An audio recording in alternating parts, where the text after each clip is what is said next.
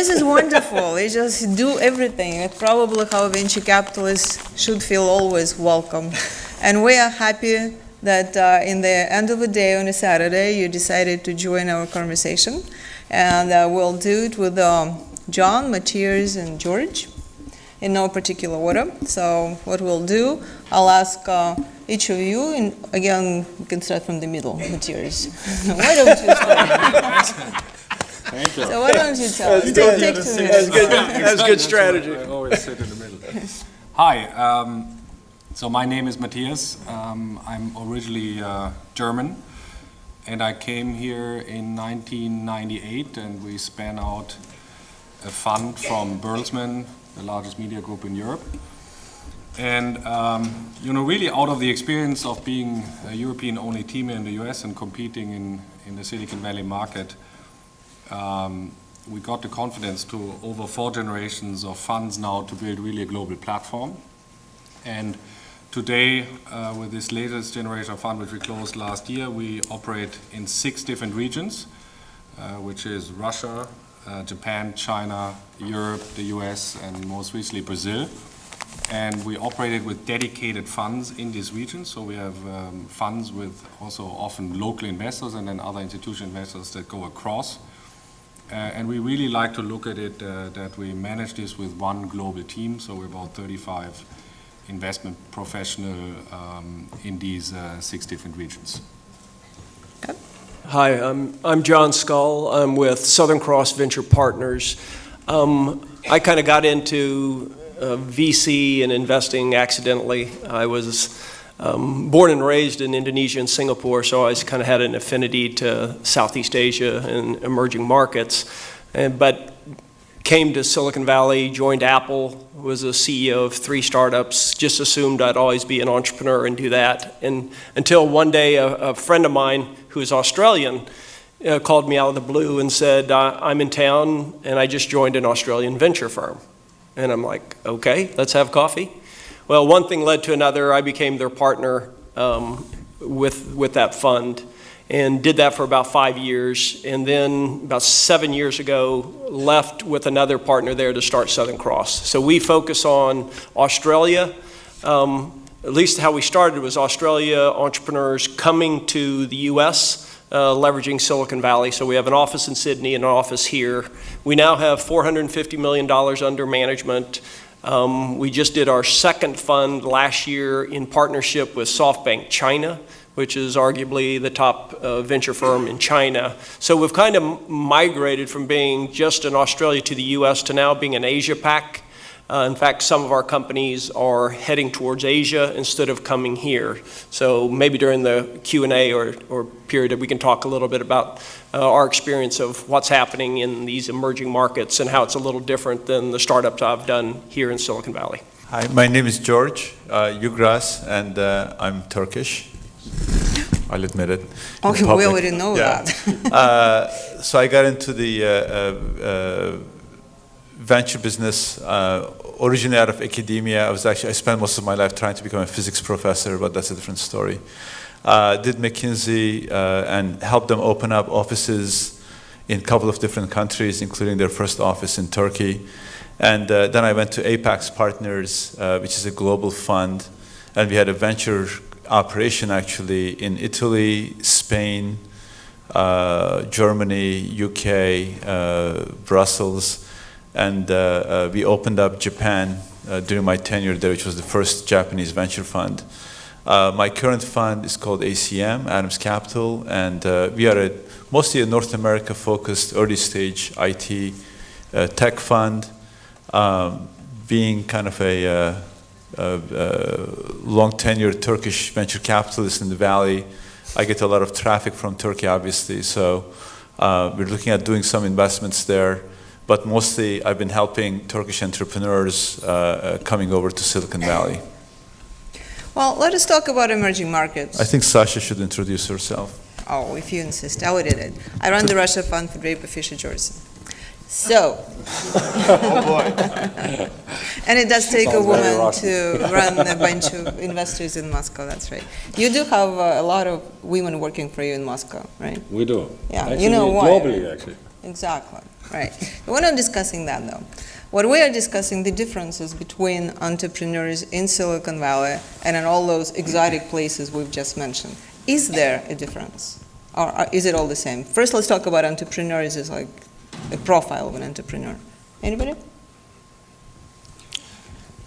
Well, I'm glad we have only 3. I mean, I'm happy to start, but then you start the next one. I think there is. I actually think Silicon Valley is quite unique culturally. I'm seeing it's changing. I've been doing this, in a country very different than the United States, Australia, for now almost 12 years. And what's the biggest thing I've noticed, I noticed also in Singapore, a little less so in China, is the fear of failure. Here people think big and don't care if they fail.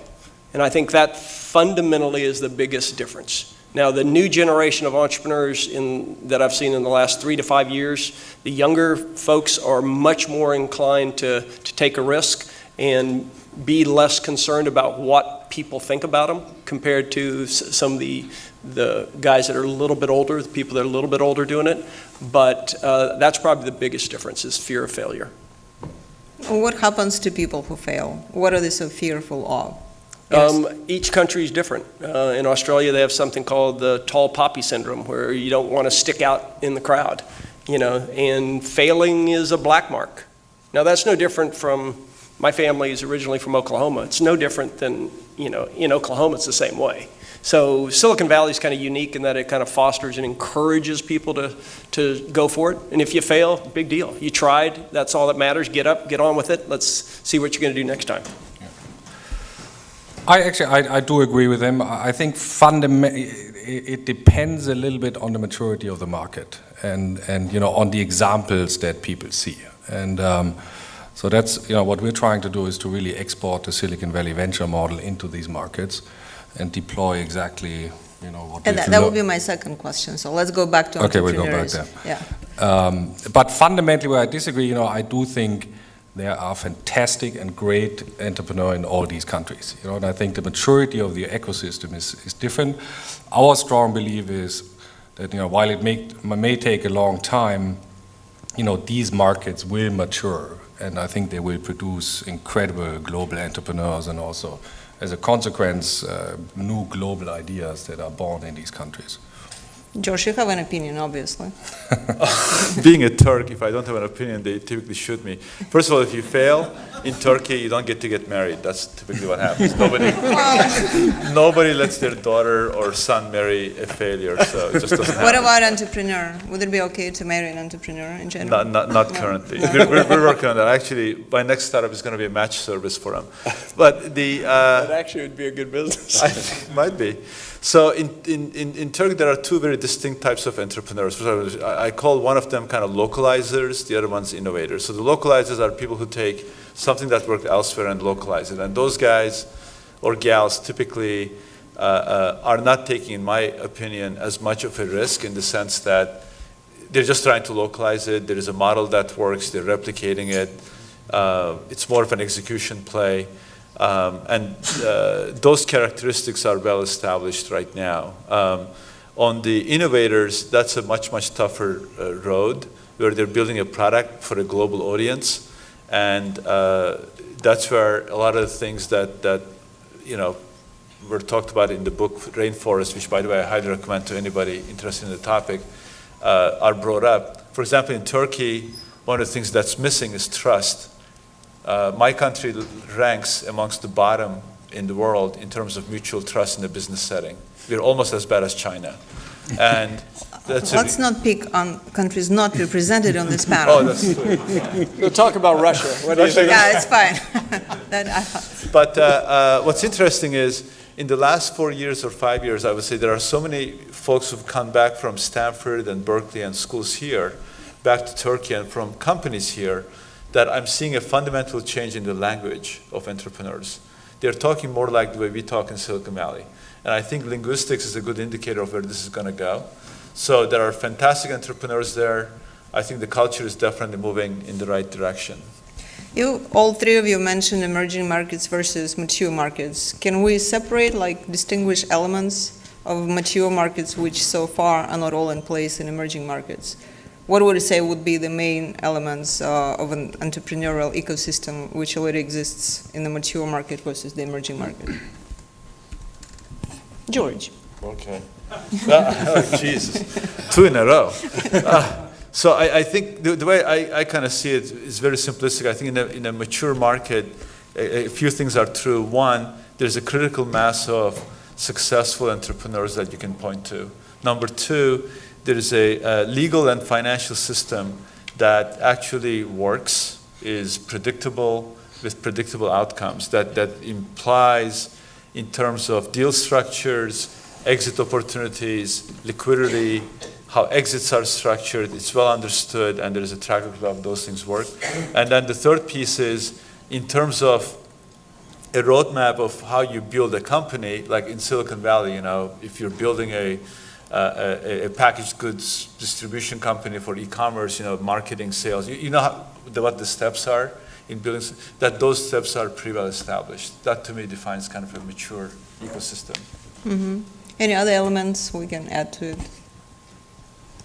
I think he's covered. I mean, it's really the state of the ecosystem, and I think at the end, what you need is a critical mass of successes, as he says. You can point to it, attracts, it attracts other entrepreneurs to go in there, it attracts young people.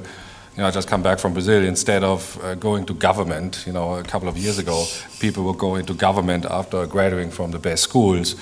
They want to be part of the startup. They see the success, and it changes the culture. And I think that's really the critical thing which we've seen in all these countries. I would probably, the only thing I'd add probably has to do with the speed in which things get done. And that, to me, really defines the maturity. And oftentimes it's because everyone in the ecosystem kind of speaks the same language. Here you can start a company, you can recruit, hire, bring advisors. You can do a lot of things just faster, right? And in mature markets, you can do that. In the more immature markets, just the conversation is slower. And it could be because of trust, it could be just because of the amount of knowledge that they have, or the differences in knowledge. There's a lot of advisors that have never done a startup, yet they're advising a company. There's lawyers that have never worked with investors or VCs, but yet they're advising them, thinking like it's a real estate deal. And it just causes things to go slower. Mm-hmm. They'll put, people say, go get, you're a young guy, go get somebody with gray hair to be on your board. They'll go get an accountant or the uncle of their dad, their friend of their dad, and they can't give them startup advice. And it slows them down instead of speeding them up. And so those are the things that if I'd give any advice to anybody that's in an emerging market where it is immature, do everything you can to kind of get people around you that speak such that you can accelerate your decisions, because time is everything in high-tech businesses anyway. Let's check with the audience. How many entrepreneurs do we have in the audience? It's good. Nice. Investors? Lawyers? Academia? Who is everybody else? Yeah. People wearing orange shirts. All right. So then I guess the question, people listening to our panel, let's get to the bottom line. Can we invest in entrepreneurs sitting in the audience, for example? Or do all these funds are so geography specific that you have to go to Australia or Turkey or Germany to get your check? Well, our setup is, since we have 6 dedicated funds, we do invest with each fund in a particular region. But what we also do is that we what we call global rollouts. So in other words, if we would invest in a company in the US, but it could be also in China or Brazil, we would help companies to roll out globally, and sometimes we do that by having our funds from the other regions invest in the subsidiary. I think incredibly fascinating things are happening. I mean, we've brought a number of Chinese technology companies to Brazil, for instance. Who would have thought that we would export Chinese proprietary technology with great success, actually. What kind of technologies were there? So one example is there's a public company in China called originally 360CN, now Qihu. which is browser-based security. And we did a deal with that company and started the Brazilian But why entity. Brazil? Why not Turkey? Why not Australia? Why not Russia? Why Brazil? First, it's always dependent on the team that you have. That's always the one critical success factor. And we saw just a big hole in the Brazilian market. It was our belief was that there needed to be a localized security offering. And we found the right team. Was a guy that had worked here in the US for Microsoft for 12 years. He went back to Brazil. We had a big technology advantage by licensing the Chinese technology. And so we launched in 12, and actually we launched after 6 months instead of 18, which we would have had to build it. And today we have 25 million Brazilian users, 22 of which are monthly active users. So we literally control already a quarter of the entire internet population in Brazil. That's a good example. Do you guys have examples like that, or should I go into the next question? Well, you probably do, but it's okay. So it looks like the most important, we all come back to having a team. Entrepreneurs, investors. Can entrepreneurship be taught? Is there anything your funds are doing in your geographies to help entrepreneurship? Or that's something you just, okay, I'm born an entrepreneur, nobody will stop me. Or, so can it be taught? I don't know. That's get asked a lot. Those kind of questions. It's a rhetorical one, but I think you can. I think you can get taught, but I think it's a lot of it has to do with your risk-taking sensibility, and that's something that I think now that I have two kids. One is more risk-taking than the other, and so you can just see how they're like hardwired that way, and so it lets you realize that chances are it's probably pretty hardwired to be a little more risk-taking. And so you'll see it, but sometimes you can be accidentally, I think, thrusted into a situation early in your career, where you might be then have the opportunity to take a risk, and it may have been thrusted on you, and you go, wow, this is actually pretty cool, and then you can get hooked on it. So I think you can also learn it, not always by design, sometimes by accident too. Mm-hmm. I think you can't teach it. I think entrepreneurship is. I mean, you are or you're not.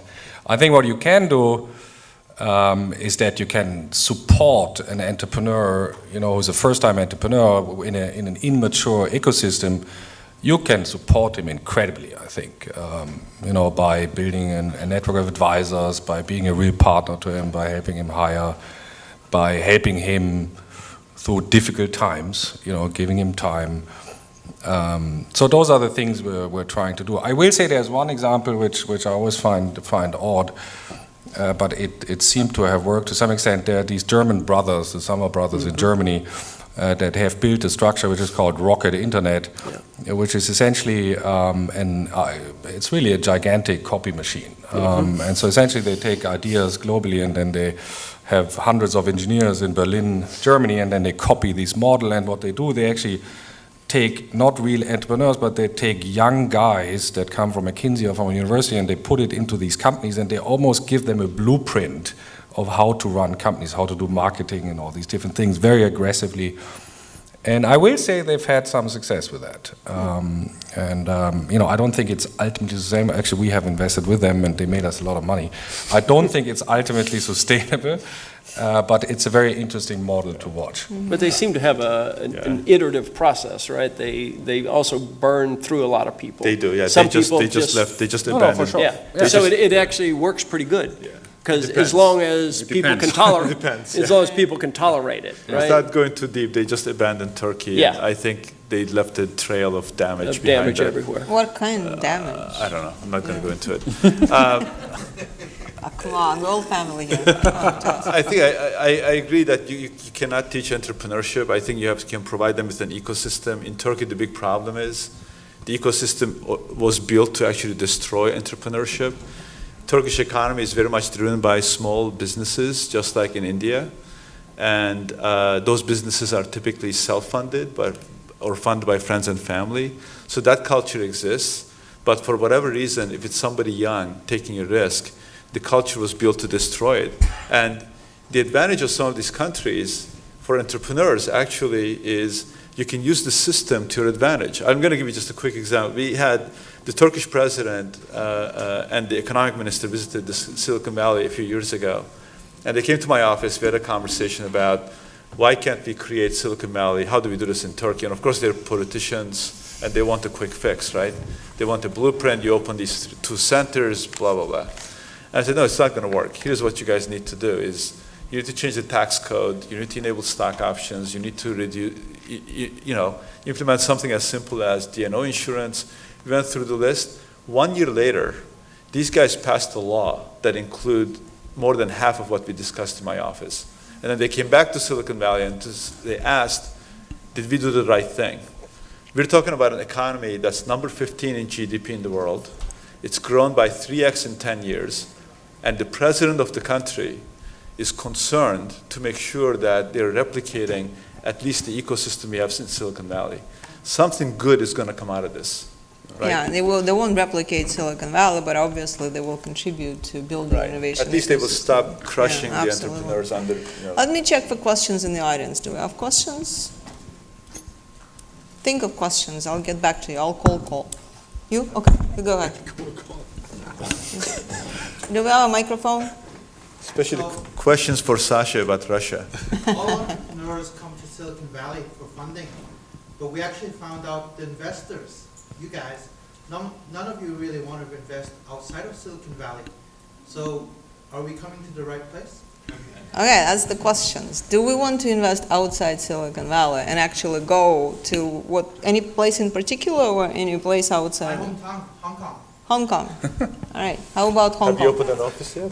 No, we have an office, but we invest in Hong Kong from Beijing. So we absolutely invest in these geographies. I mean, I would say, the majority of our investments are in these regions actually. So Brazil, Russia, Japan, China, and Europe. Yeah. But generally speaking, Silicon Valley, there's 2 types of investors here. There's the investors that only want to invest within, an hour drive of where they are. And there's a lot of them like that. Then there's others that are willing to invest outside of Silicon Valley. And that includes in other countries. For a lot of people in Silicon Valley, Austin, Texas, or Boston or New York is outside of Silicon, that's hard enough. So guys like that, you don't want to go, they're not going to deal with you unless you're moving here. If you're moving here, then it's game on. If you're competitive with other, alternatives here. But if you're you're going to stay in Hong Kong, you can find guys here that are willing to invest in a Hong Kong company or in any other company, but generally they're going to want to know that there's a trusted partner as a co-investor that's local.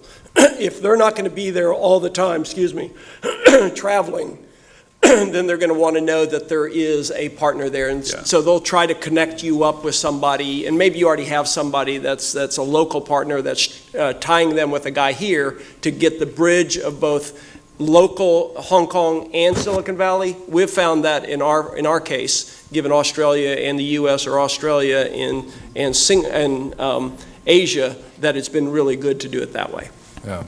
I would highly recommend you to find at least one local investor, whether it's an international firm or local firm. The issue, flying from Silicon Valley into these geographies, it doesn't scale. So, you can do maybe 5 investments, and after that, an individual firm or partner is just not scalable anymore. You can't have the time. And it's much easier to do deals in syndication with a local and partner. and the issue for you is, then when there are issues in a particular firm, they mostly cut first in the international efforts, and so you don't want to be part of that. I've always just a very simple advice for people raising money: make your deal diligenceable. Right? I get paid a lot of money to do 2 things: to pick the right investments and manage those investments. To pick the right investments, what I have to do is do a lot of due diligence. Right? So if you have a company in Hong Kong, Singapore, Turkey, Africa, where it's a localized company, I don't know that market, I don't know that country, and I don't know the customers, how am I going to do due diligence to make the right investment? So think about that factor. If there's proxies to you got to make your deal diligenceable. Number 2, which is the second part of my job, which is manage the investment, right? got to think about how do I do that from 10,000 miles away, which goes to Matthias's question, answer earlier, which is either through a local partner or your management team. So there is a path through which the investor is actually adding value and is engaged. Yeah, you forgot another element about the exits. How do you exit the investment which you Oh, yeah, manage, that right? part, right. That part, yeah, making money. I got to check my I saw email. a question. I saw a question. Yes, please. I want to address your comment about the fear of failure. So I'm the founding president of TiE Hong Kong. And this is the problem that we're having. So we're trying to encourage the ecosystem in Hong Kong. Fear of failure is one of the biggest problems. Now, a lot of this is coming from parents, funnily enough, that, it's somehow in Silicon Valley, it's cool to fail, right? I've heard VCs say, I won't invest in a startup the first time because I want them to fail on someone else's money. Second time, I'm on. How do we change this? How do we change that attitude? That's my question. By example. You need the examples. And it just requires a critical mass. It requires investors that are fine with failing. And I think when people see that people that have failed are being successful the next time, and it's okay, and they're being funded again, I think it just takes time. We had it in Germany. Germany, very risk averse. And, very burned in the bubble. And, similar things where Germans always latch on late, and then they latch on big. and so there was a lot of money lost.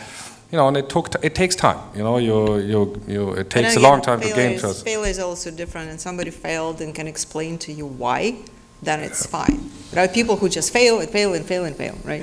You don't want to invest in those. But I think that this hit it. It takes time. If you think you can just change culture will change over generations. It's not going to happen. Now, the good thing is it's going to go faster, because the younger generation has as examples not just people in their local country or neighborhood, but they have the whole world as their examples. And people travel, and so they see it. People from Hong Kong will come to the States, and just like it used to be, all the bright people came to the United States from India, China, wherever. Now, given the U.S. is not the most progressive from an immigration standpoint, and there's such huge opportunity elsewhere, some of the best and brightest come here for school maybe, but then they go home. Right. And that is a good thing for innovation being globalized. Okay. And that will hit for you guys as well, but you got to have patience and you got to get the examples. We have time for one quick question. Is it a quick question? Make it a good question. It's the last question. Okay. Well, actually, I'm from Bangladesh, and we are strategically located between India and China, 160 million people, 90 million mobile phone users, and 30 million internet. So, and also we got more than 6% GDP growth for the last 6 years. So what should Bangladesh do to attract VCs in Bangladesh market? All right. I would suggest buy a lot of copies of the Rainforest book, give them to every government employee in the country. And secondly, again, I don't know the legal system in Bangladesh, but this was certainly true in Turkey. Turkish legal system was built against entrepreneurship, and we're just starting to change that, right? That makes it different. And then the third piece, at least true in Turkey, big conglomerates control a big chunk of the economy, and that wealth needs to get distributed more evenly. And there are ways of doing that because they get incredible government support, and just turning that knob just a little bit makes a huge difference.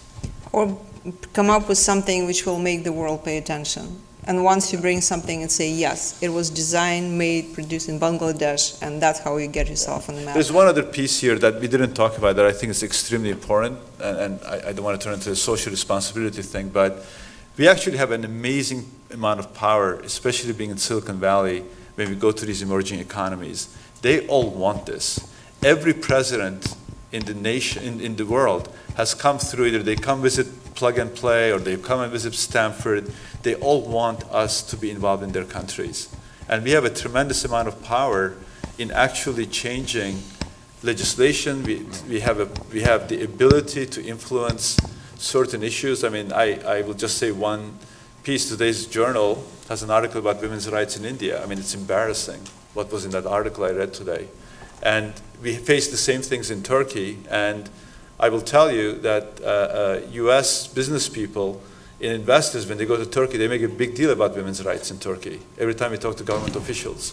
I think both legally... George, I hate interrupting people, but we're out of time, and what you started, it's really, no, we're over 35 seconds. Right. But this is really important, and I think it's an active position. It's what we should all start with ourselves. But Matthias, John, do you want to like quick something in the end? Otherwise, we're done. Time's up. We're done? Time is up. Thank you very much. Thank you.